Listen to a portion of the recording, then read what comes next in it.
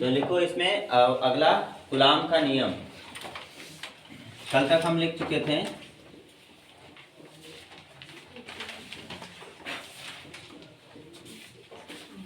Coulomb का नियम।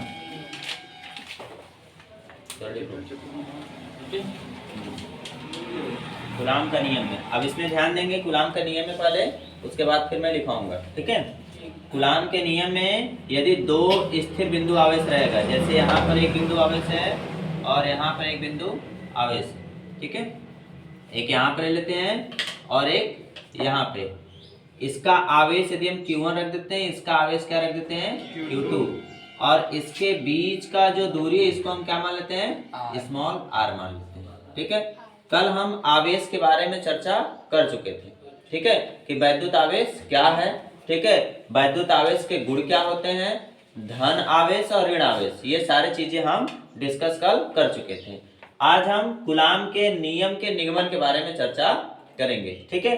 तो इसमें कूलाम ने यह बतलाया कि यदि कोई स्थिर बिंदु आवेश हो, मतलब दो आवेश क्या रहे, स्थिर रहे, जैसे कि एक यहाँ पर आवेश यदि Q1 है और यहाँ पर Q2 आवेश, दो आवेश यदि स्थिर रहते हैं तो उन आवेशों के बीच लगने वाले जो बल हैं उन आवेशों के गुणनफल के अनुक्रमानुपाती तथा उनके बीच की दूरी के वर्ग के व्युत्क्रमानुपाती है, ठीक है। कहने का तात्पर्य है कि यदि यहाँ पर आवेश Q1 लग रहा है, यहाँ पर आवेश Q2 लग रहा है, तो इन दोनों आवेश के बीच में जो बल लगेगा, यह बल जो है इन दोनों आवेशों का जो गुणनफल होगा उनके अनुक्रमानुपाती होगा तथा इनके जो बीच की दूरी होगा, इनके बीच की दूरी के वर्ग के व्युत्क्रमानुपाती होगा। अर्थात यहाँ पर हम क्या लिख सकते हैं कि यदि हम मान लेते हैं कि लगने वाला बल F हो तो यह प्रोपोर्शनल टू क्या हो जाएगा, Q1 और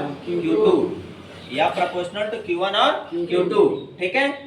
तथा यह प्रोपोर्शनल टू 1/r², या प्रोपोर्शनल टू 1/r²। कहने का तात्पर्य है कि यह Q1 Q2 आवेश है, इन दोनों का गुणनफल बल के अनुक्रमानुपाती। बल बढ़ेगा तो आवेशों का गुणनफल का मान भी बढ़ेगा, और आवेशों के गुणनफल का जब मान बढ़ेगा तो डेफिनेटली जो है इनके बीच का दूरी, इनके बीच का जो बल लगेगा यह भी बढ़ ही जाएगा, ठीक। बट यह प्रोपोर्शनल टू 1/r², इसका मतलब बल बढ़ेगा तो दूरी घटेगी, और दूरी घटेगी तो बल बढ़ेगा। अर्थात यह प्रोपोर्शनल टू Q1 Q2, यह प्रोपोर्शनल टू 1/r²। यह समीकरण नंबर 1 और समीकरण नंबर क्या कर लें, 2 बना लें। फिर यहाँ पर हम लिख सकते हैं समीकरण 1 व समीकरण 2 से, समीकरण 1 और समीकरण 2 से। अब यह प्रोपोर्शनल टू Q1 Q2 है और यह प्रोपोर्शनल टू 1/r² है, तो हम इसको क्या लिख सकते हैं, यह प्रोपोर्शनल टू Q1 Q2/r², ऐसे लिख सकते हैं ना, यह प्रोपोर्शनल टू Q1 Q2/r²। फिर इस हम अनुक्रमानुपाती नियतांक को जब हटाएंगे तो यह बराबर हम यहाँ पे क्या लिख देंगे, K Q1 Q2/r²। जहां पर जो है K जो है, जहां पर K जो है यह एक नियतांक है, यह क्या है, नियतांक है, ठीक, जिसे परावैद्युतांक भी कहते हैं, ठीक है। अब प्रयोगों द्वारा इसको चेक किया गया तो यहाँ पर K बराबर 1/4πε0 माना है। कितना माना है, K बराबर 1/4πε0। अब यदि इस समीकरण से हम यदि चलेंगे कि यह बराबर हमारे पास K Q1 Q2/r² है, तो हम यहाँ पर यह बराबर K, इस K के जगह पर हम क्या लिख देंगे, 1/4πε0। तो 1/4πε0 Q1 Q2/r², ठीक है। तो यह हमारा सूत्र बन जाएगा कि यदि कोई दो स्थिर बिंदु आवेश हो तो उनके बीच यदि बल लगता है तो बल का सूत्र क्या है, यह बराबर 1/4πε0 Q1 Q2/r²। मात्रा क्या हो जाएगा बल का, बल का मात्रा न्यूटन, बल का मात्रा क्या हो जाएगा, न्यूटन हो जाएगा। अगर हम इस K की बात करें तो K का मान होता है 9 × 10⁹, ठीक है, न्यूटन मीटर स्क्वायर प्रति coulomb square, newton metre square प्रति कूलाम स्क्वायर, यह K का मान है। इसका मतलब K बराबर 1/4πε0 है, तो इसका मान भी कितना होगा, सेम होगा। 1/4πε0 इक्वल इज 9 गुणे 10 के पावर 9 न्यूटन मीटर स्क्वायर प्रति कूलम। समझ में आ रहा बात इतना सभी लोग को?